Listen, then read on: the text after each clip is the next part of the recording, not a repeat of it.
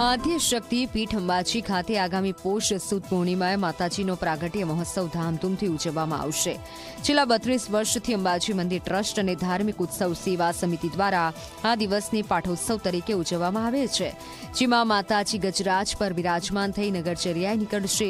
આ શોભાયાત્રામાં 35 જેટલા વિવિધ ટેબ્લો, હાથી ઘોડા અને ડીજે જોડાશે।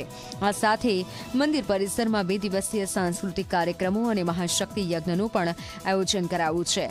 ત્યારે પાઠોત્સવ નિમિત્તે શ્રદ્ધાળુઓ માટે 200 કિલો સુખડીનો પ્રસાદ તૈયાર કરવામાં આવ્યો છે। પોષી પૂનમ વખતે ભક્તોનો મોટો માસ અહીંયા આવતો હોય છે। સર્વેને દર્શન થાય, ટ્રાફિક મેનેજમેન્ટ થાય અને સૌને શાંતિપૂર્ણ દર્શન થાય તે માટે સલામતી અને દર્શનની વ્યવસ્થા આપણે કરવામાં આવે છે। એની અમારા ટ્રસ્ટ સાથે, પોલીસ વિભાગ સાથે અને વહીવટી વિભાગ સાથે બેઠકો પણ થઈ ગઈ છે।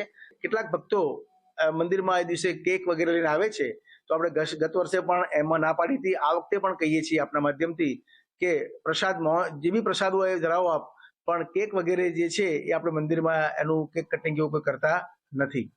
અને સૌએ આ પૂનમે પધારવા માટે આપ સૌને મારું આમંત્રણ છે।